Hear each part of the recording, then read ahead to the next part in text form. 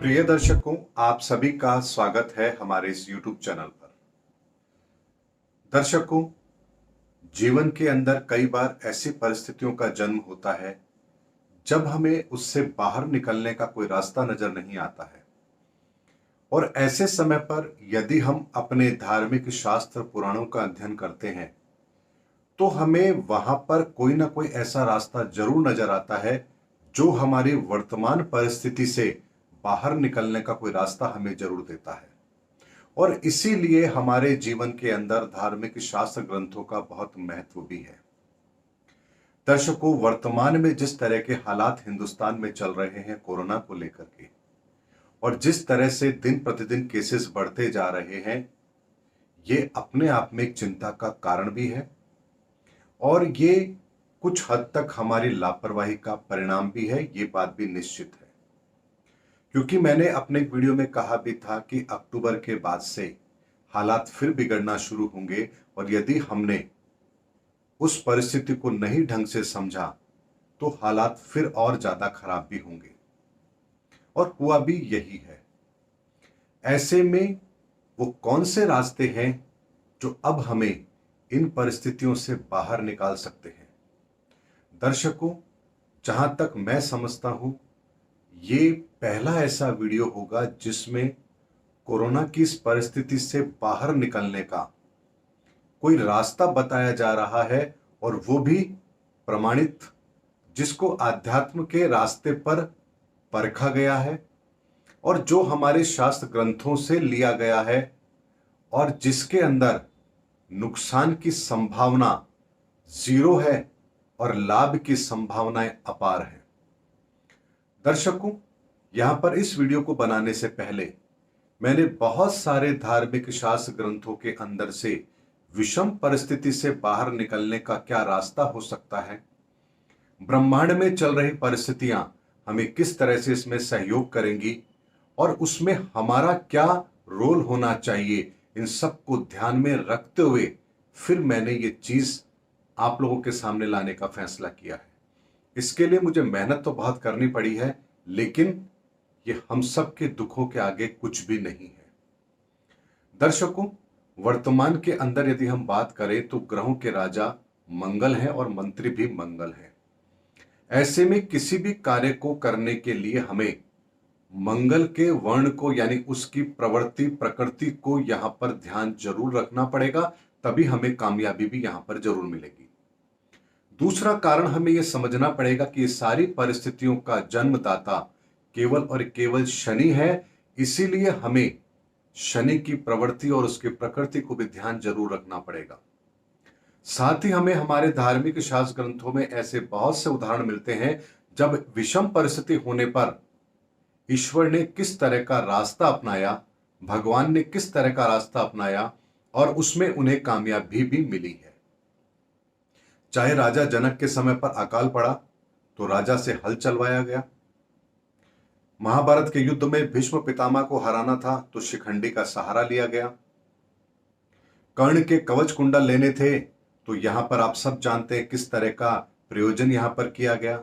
यानी कि हमारे धार्मिक शास्त्र ग्रंथ हर बार ये बताते हैं कि जब जब विषम परिस्थितियां हो, हमें उन परिस्थितियों का मुकाबला करने की ताकत अपने अंदर लानी चाहिए और कोई ऐसा रास्ता बनाना चाहिए जिससे हम उन परिस्थितियों पर अपनी विजय प्राप्त कर सके। लेकिन वर्तमान में हम क्या कर रहे हैं? हम प्रतिबंध लगा रहे हैं लोगों पर, और जिसका परिणाम यह है कि हमारी आर्थिक व्यवस्थाएं बहुत तेजी से चरमरा रही हैं। चाहे वो नाइट कर्फ्यू हो या 7 दिन का लॉकडाउन हो, इनसे क्या कोरोना कंट्रोल हो सकता है, ये एक सोचने का विषय जरूर है, क्योंकि इससे आर्थिक गतिविधियां रुकती हैं और आर्थिक गतिविधियां रुकने से जो इनडायरेक्ट में नुकसान होता है लोगों को, उसका आकलन कोई भी नहीं कर सकता। ऐसे में हमें किसी और विकल्प पर ध्यान जरूर देना होगा, क्योंकि ये चाइना से पैदा हुआ वायरस है। चाइना ने ही इसका एक उपाय हमको दिया, लॉकडाउन का। चाइना तो इस संकट से बाहर निकल गया, लेकिन अभी तक हम लॉकडाउन जैसे नियमों का पालन करने की बातें कर रहे हैं। दर्शकों, इस वीडियो के अंदर ये सब बातें आपको बताना इसलिए जरूरी था ताकि आप मेरी बात की गंभीरता को जरूर समझें, क्योंकि ये मेरा विचार नहीं है, ये शास्त्र ग्रंथों से लिया गया सूत्र है जो हमारी मदद करेगा। शनि हमेशा से बांटने का काम करता आया है, सेपरेशन टेंडेंसी को रिप्रेजेंट करता है।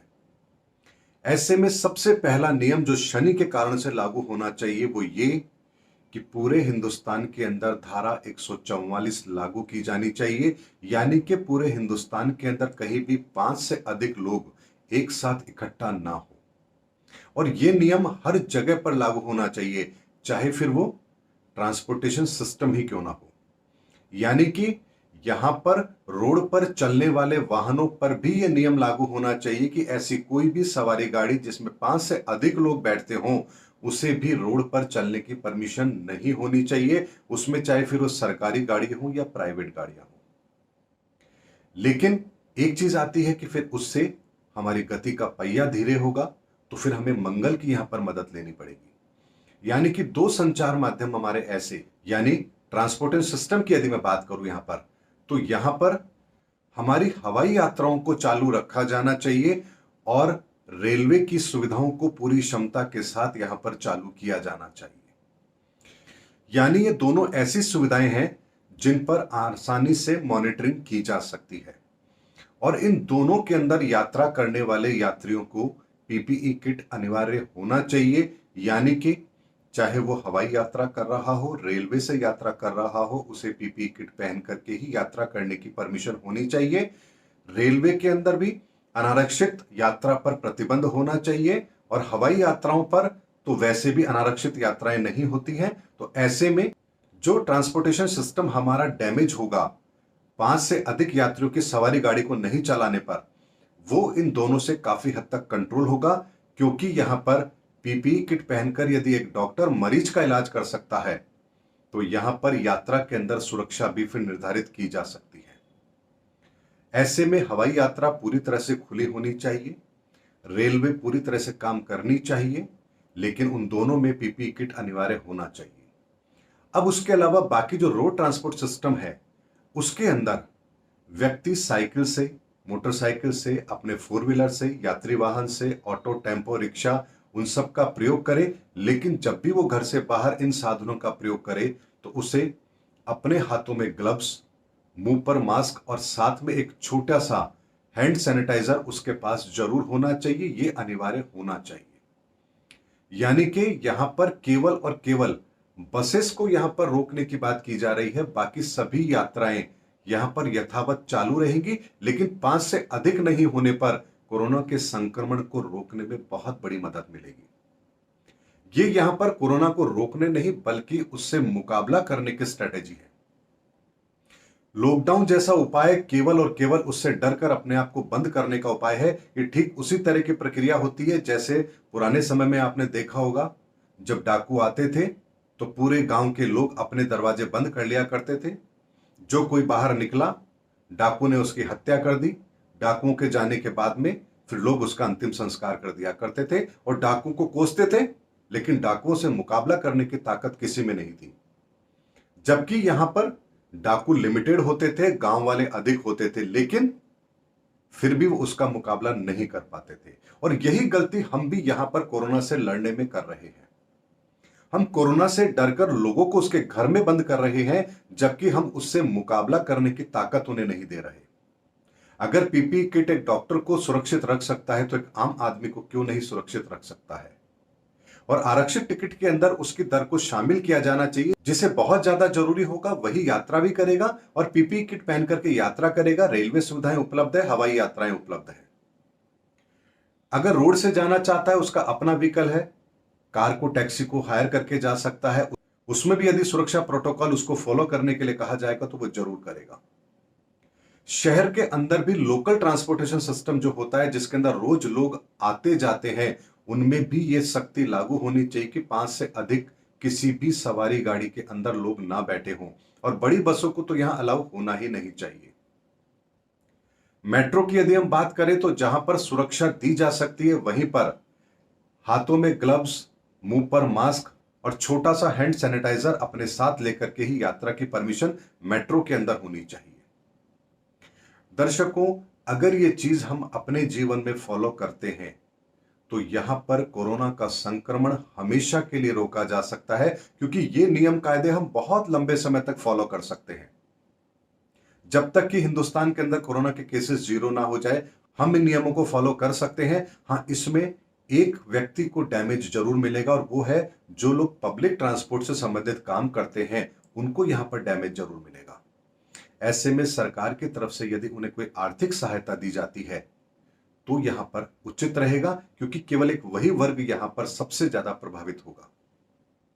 दुकानों पे लोग काम करें, दुकानें खुली रहें, मार्केट खुले रहे, लोग आए जाएं, धारा 144 लागू रहेगी, 5 से अधिक लोग इकट्ठा नहीं होंगे, और किसी भी तरह की धार्मिक, सामाजिक या किसी भी तरह का विरोध प्रदर्शन या किसी भी तरह की राजनीतिक रैली की परमिशन नहीं होनी चाहिए जब तक कोरोना केसेस जीरो ना हो जाए।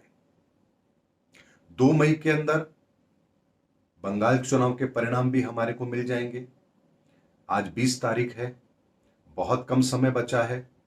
ऐसे में जहां पर चुनाव कार्यक्रम है 5 राज्यों में, उनको छोड़कर बाकी सभी जगह ये नियम तत्काल प्रभाव से यदि लागू किए जाएं तो हम कोरोना को हराने में कामयाब भी होंगे।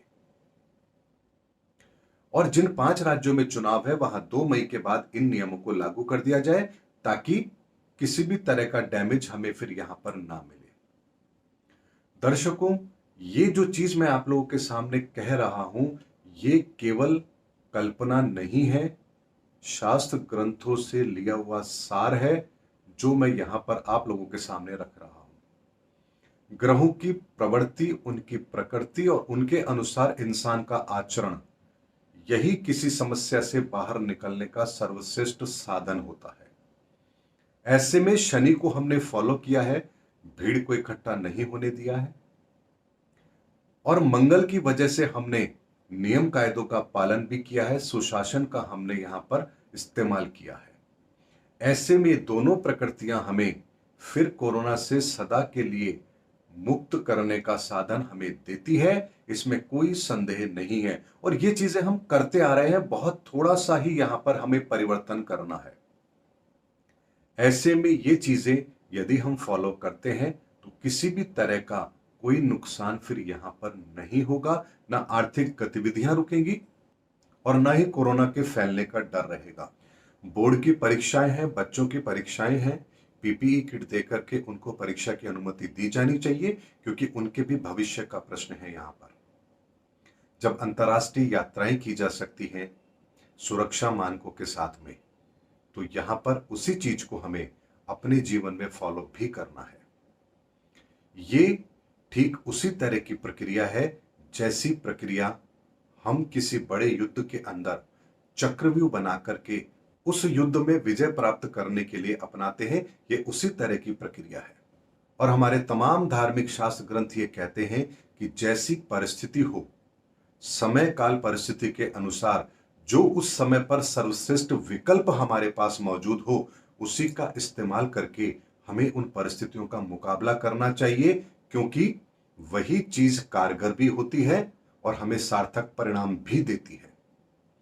उम्मीद करता हूं दर्शकों, ये जो मैंने एक छोटा सा प्रयास किया है, मेहनत बहुत लगी है, बहुत सारी चीजों को कोट करना पड़ा है, क्योंकि जब मैं ये बात आपके सामने कह रहा हूं तो बहुत से लोगों के प्रश्न भी हो सकते हैं, और मैं हर उस प्रश्न का उत्तर भी देने की ताकत रखता हूं, जो कि यहां पर हर वो काम जो मैं करने के लिए कह रहा हूं, ये किसी न किसी शास्त्र ग्रंथ का प्रमाणित सूत्र है जो हमें इन परिस्थितियों से बाहर निकलने का रास्ता देता है, जिसके कुछ उदाहरण मैंने आपको इस वीडियो में भी दिए हैं।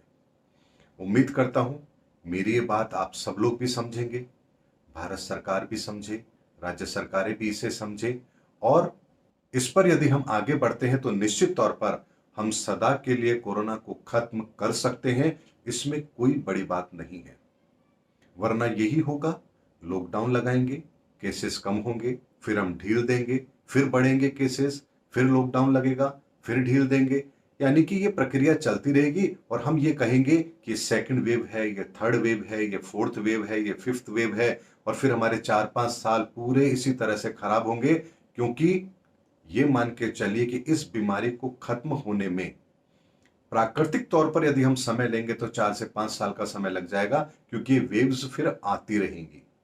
इसलिए हमें इसका स्थायी समाधान भी जरूर देखना है, और स्थायी समाधान यही है कि जब तक 0 केसेस ना हो जाएं, इन नियमों को फॉलो किया जाए। इसमें किसी भी तरह का कोई आर्थिक प्रतिबंध नहीं है, सिर्फ कुछ नियमों का पालन है जो हम सबको करना चाहिए।